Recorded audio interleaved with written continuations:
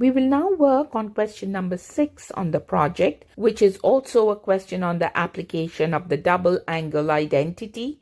We will follow the same steps as we did for question number 5.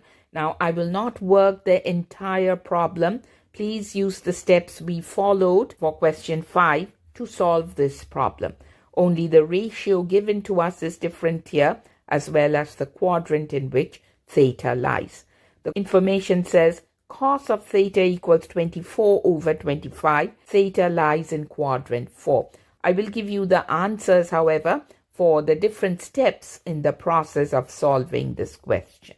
So given that cos of theta equals 24 over 25, we should be able to find the values of x, y, and r, and then come up with the ratios for sine theta, cos theta, and tan theta. X divided by r is the formula for cosine. Therefore, x has a value of 24, r has a value of 25. We have to find the value of y, correct? Therefore, let's write that down here. X equals 24, y is what we need to find, and r will have a value of 25. Now, this is a fourth quadrant angle. In the fourth quadrant, cosine will be positive, tangent and sine will be negative. Y will have a negative value in the fourth quadrant. X will have a positive value and r is always positive. Let's use the Pythagorean formula at this point to find the value of y. Y squared will be equal to r squared minus x squared, using the Pythagorean formula, which is equal to 25 squared for r squared minus x is 24, therefore x squared will be 24 squared. Let's do the calculation. 25 squared is 625 and 24 squared is 576. 625 minus 576 gives us 49. Therefore, y will be equal to square root over 49. However, this being a fourth quadrant angle, even though square root over 49 is positive 7, we will have to put the negative sign to y just because this is a fourth quadrant angle. Therefore, y will have the value negative 7, right? So x equals 24, y equals negative 7, and r equals 25. So let's write out the different trigonometric functions now. And at this point, we are just writing the sine, cosine, and tangent functions for theta, not of 2 times theta. All right, so sine of theta is y divided by r, which gives us negative 7 over 25. For cos of theta, it would be 24 over 25. X divided by r, it's already given to us in the question.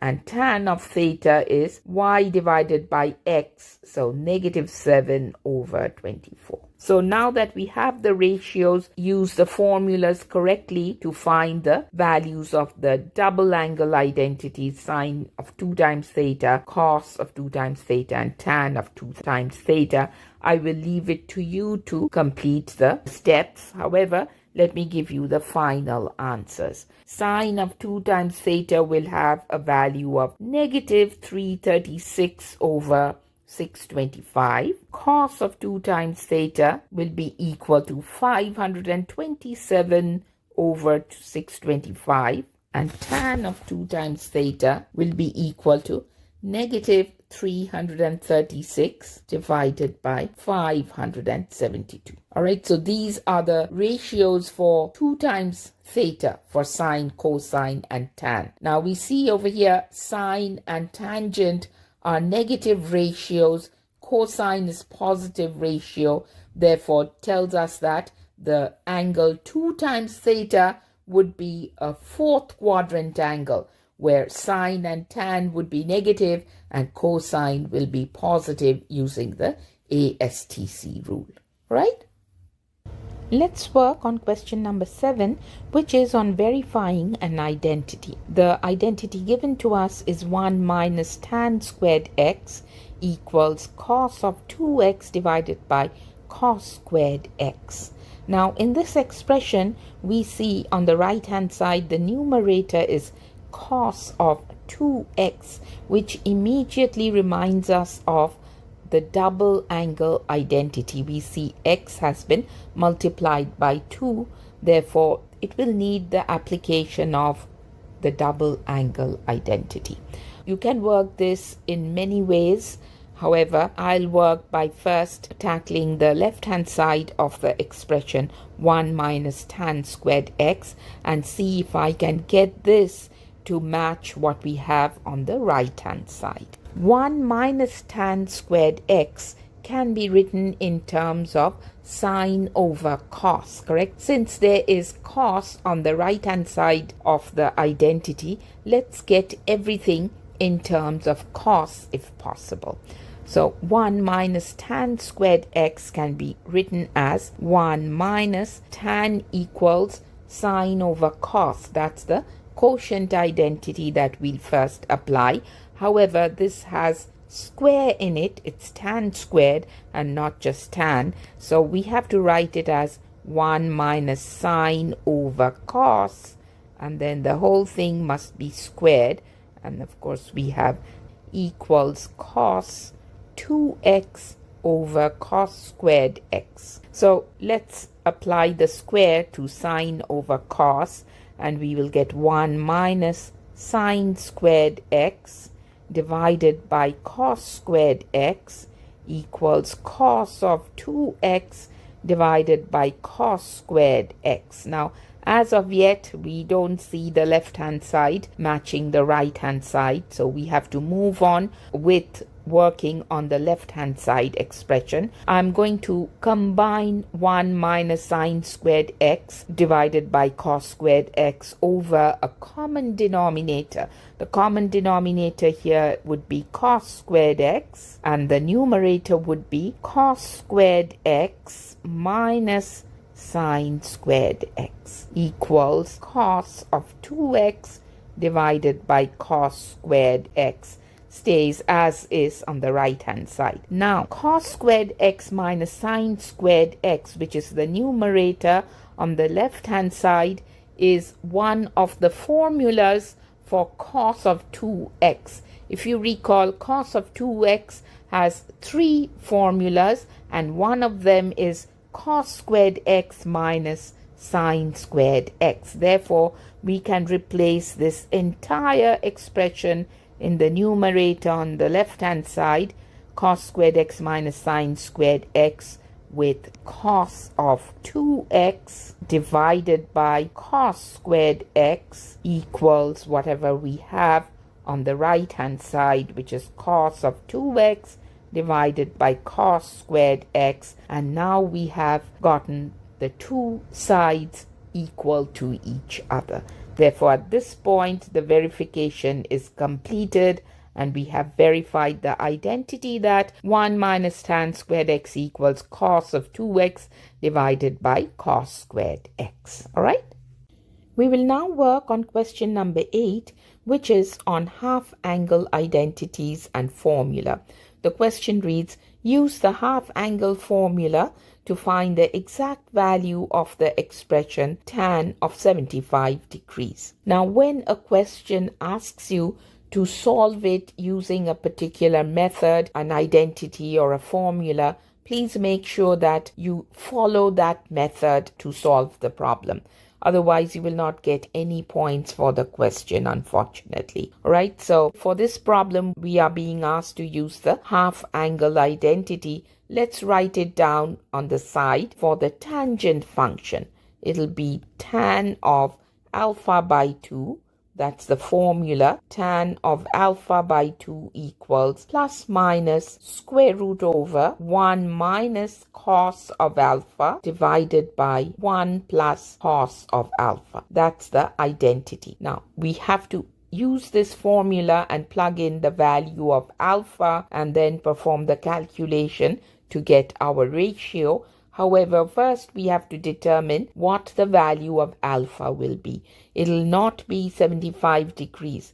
It's alpha by 2. Therefore, we will rewrite 75 degrees in the form alpha by 2. In order to do that, multiply the angle value by 2 and then divide it by 2. Therefore, tan of 75 degrees will be written as tan of 75 multiplied by 2 is 150 degrees divided by 2. And once we get it in the alpha by 2 form, the value of alpha will be 150 degrees. It's this 150 degrees which is the value of alpha that will get plugged in to the formula that we will be using. All right. Now, tan of alpha by 2 has 3 different formulas, but I will be using this formula because that's the one that we studied before. So let's plug in the values into the formula. It's plus minus, and then under the radical sign, it's 1 minus cos of 150 degrees in the numerator. In the denominator, it's 1 plus cos of 150 degrees.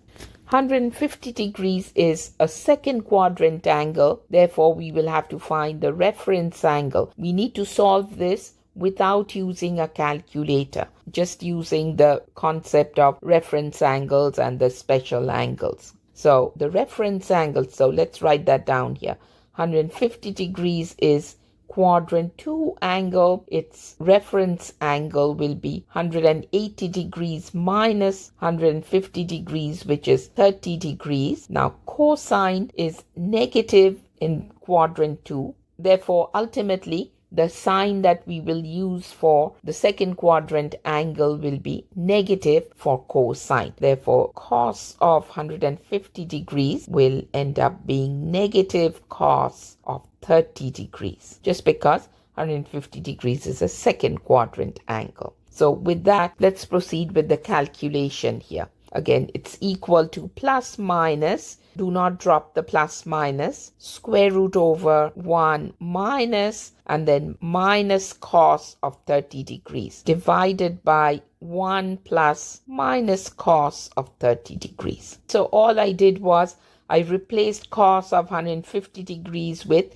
minus cos of 30 degrees. Now using the special angles table, we know cos of 30 degrees is square root over 3 by 2 with the negative sign before it. It'll be negative square root over 3 by 2. Therefore, in the next step, let's rewrite this as plus minus and then 1 plus square root over 3 divided by 2 in the numerator, and then 1 minus square root over 3 divided by 2 in the denominator. Next step will be to combine the terms in the numerator and denominator. When I do that, I should get 2 plus square root over 3 divided by 2. The common denominator is 2.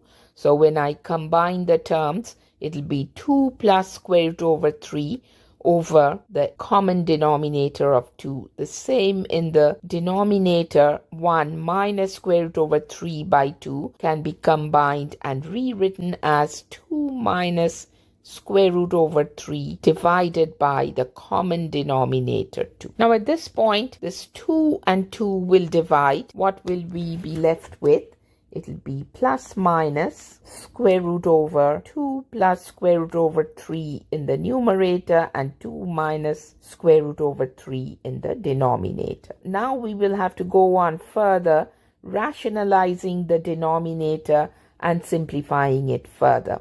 We have 2 minus square root over 3 in the denominator, which is a binomial expression. We will multiply that by the conjugate in order to rationalize it. So we have 2 minus square root over 3. Its conjugate will be 2 plus square root over 3. In the numerator, we have to do the same. Multiply the numerator by 2 plus square root over 3. What do we have now? 2 minus square root over 3 times 2 plus square root over 3 gives us 4 minus 3. It's the a squared minus b squared formula. Therefore, square up the first term, which is 2 squared is 4. Square root over 3 squared is 3.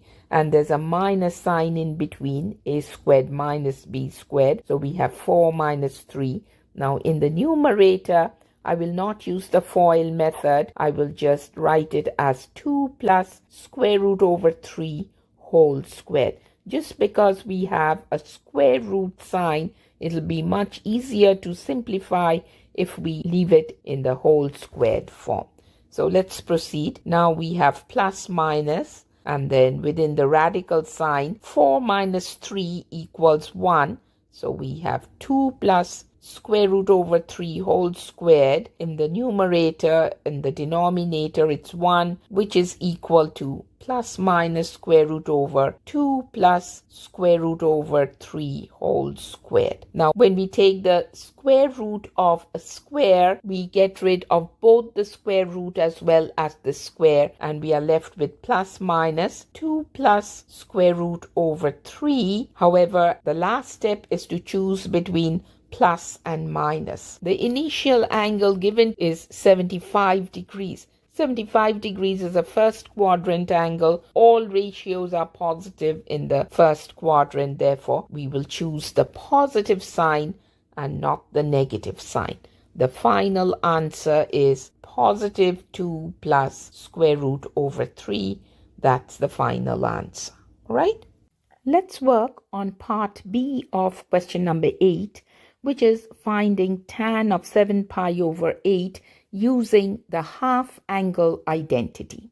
Now this time I will use a different formula for tan of alpha by 2, the half angle identity for tan. Recall there are 3 different formulas. I worked out the previous question, the part A of this question, using a different formula which is slightly complicated, but the other 2 are relatively simple formulas. So tan of alpha by 2 equals 1 minus cos of alpha divided by sine of alpha is the formula that we will use to solve this problem.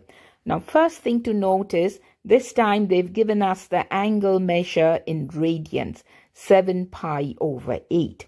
And 7 pi over 8 is really a quadrant 2 angle. We have to keep that in mind. It's a quadrant 2 angle.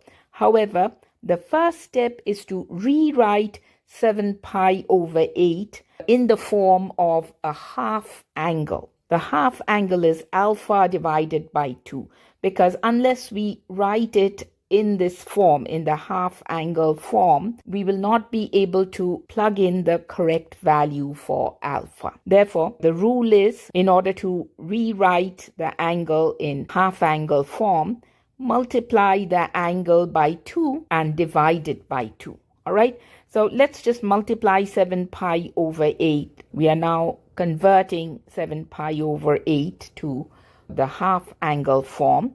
7 pi over 8 multiplied by 2 gives us 14 pi over 8, which can be reduced to 7 pi over 4. And that will be over 2. It's half angle. So alpha will be 7 pi over 4. And the 2 is just dividing alpha. And then in the denominator, we are just dividing the measure of alpha by 2. Therefore, tan of 7 pi over 8 can be rewritten as tan of 7 pi over 4 divided by 2. And alpha will have a value of 7 pi over 4.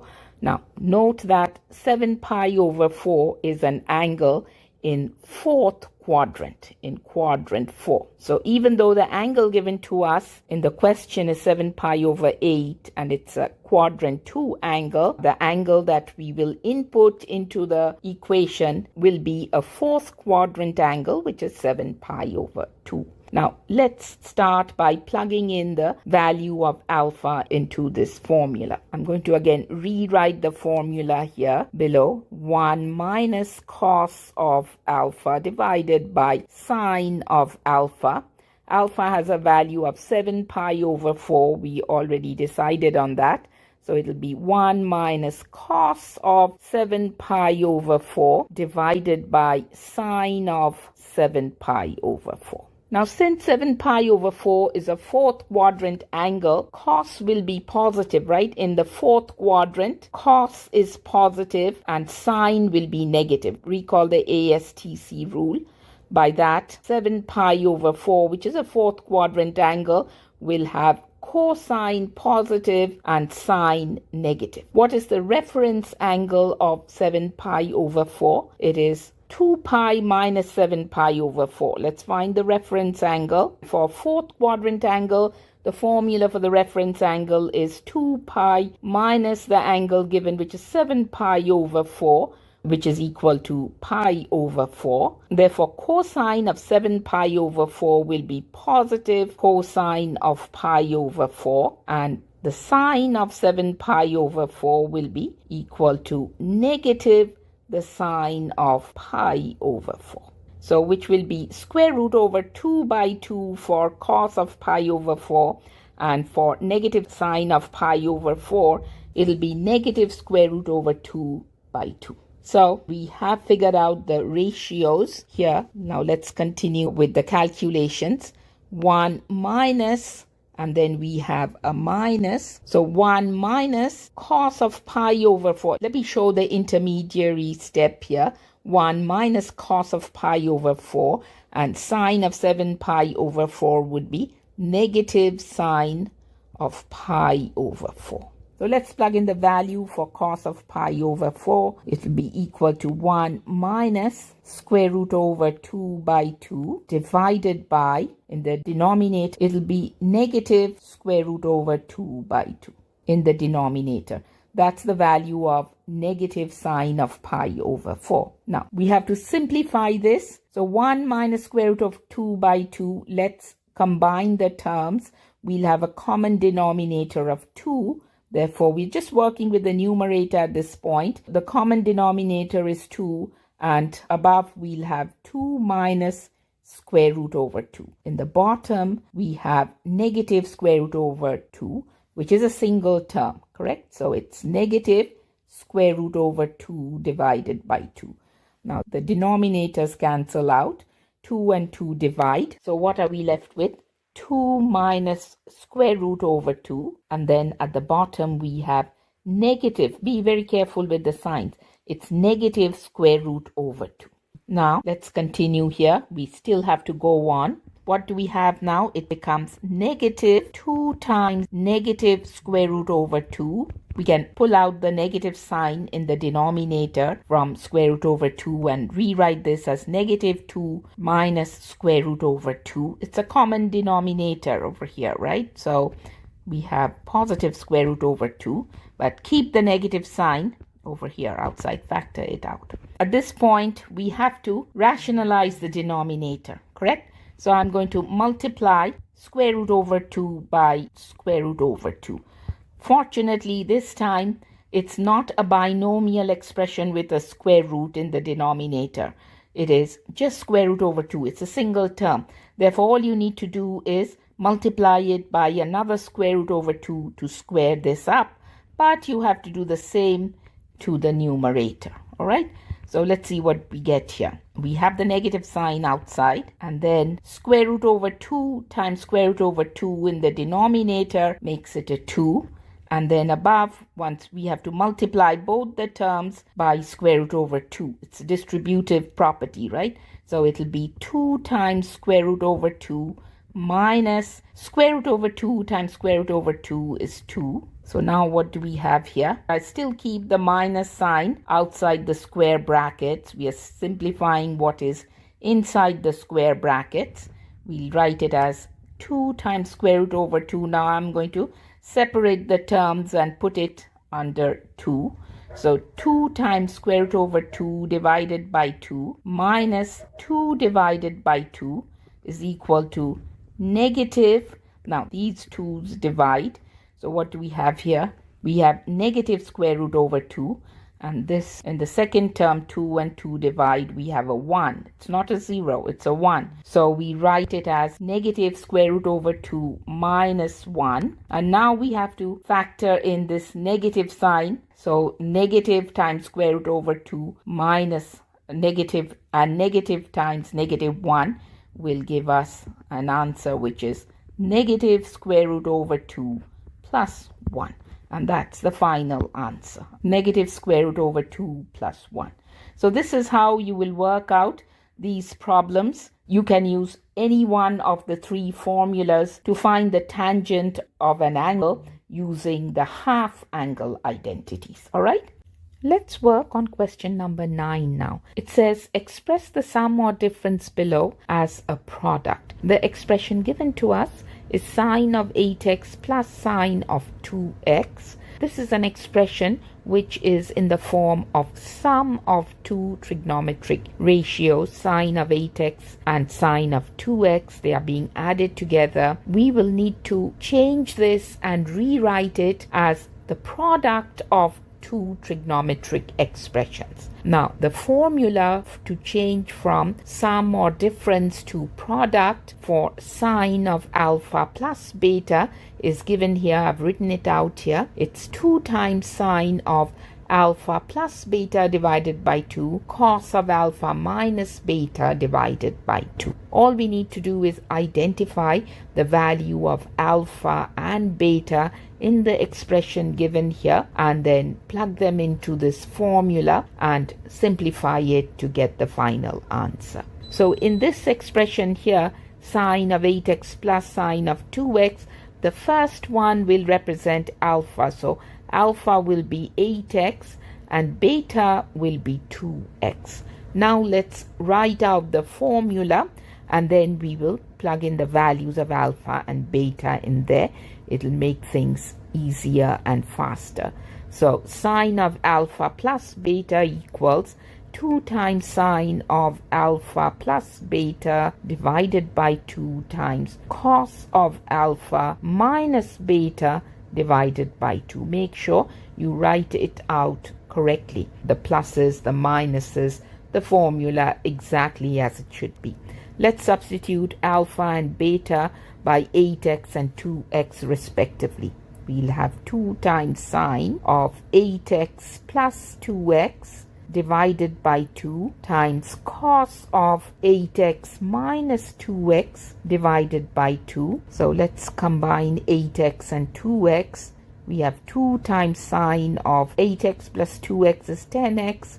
10x divided by 2 times cos of 8x minus 2x is 6x divided by 2. We can simplify this further. We will have 2 times sine of 5x times cos of 6x divided by 2 is 3x. Therefore, the final answer is 2 times sine of 5x times cos of 3x. So at this point, we do not see any plus or minus in our expression. It's all products. 2 multiplied by sine of 5x multiplied by cos of 3x. Therefore, we have changed the expression sine of 8x plus sine of 2x into the product form for the sum of two trigonometric ratios. All right?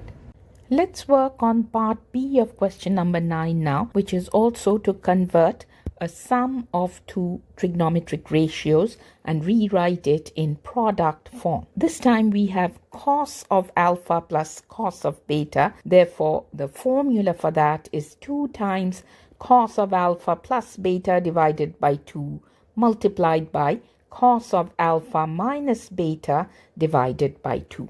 Please note that this is different from the formula we used for sine of alpha plus sine of beta. So make sure you're selecting the correct formula. All right. Now, over here, we have to identify which one is alpha and which one is beta, and then apply alpha and beta onto the formula and complete the calculations. Alpha has a value of 4x. The first ratio has angle alpha. The second ratio is beta. Therefore, alpha will have a value of 4x and beta will have a value of 2x. So let's rewrite this formula here because it'll be easier and faster for us to solve the problem that way. We have alpha plus beta divided by 2 for the first factor, and the second factor will be cos of alpha minus beta. Right? For the second factor, we have alpha minus beta divided by 2. Now let's plug in the values of alpha and beta. We'll have 2 times cos of 4x is the value of alpha. Beta has a value of 2x divided by 2. And for the second factor, it's again 4x, but it's a minus. And then beta is 2x divided by 2. So we'll end up with 2 times cos of 4x plus 2x is 6x divided by 2, multiplied by cos of 4x minus 2x is 2x divided by 2, which will give us 2 times cos of 6x divided by 2 is 3x, and cos of 2x divided by 2 will give us 1x, correct? Let's do the division. This is 1, and 6 divided by 2 was 3. So 2 times cos of 3x multiplied by cos of x, and that's the final answer. So these problems are fairly easy to solve if you are given the formula, or if you know the formula. You just have to identify the values of alpha and beta, plug them in correctly into the formula, and complete the calculations. All right?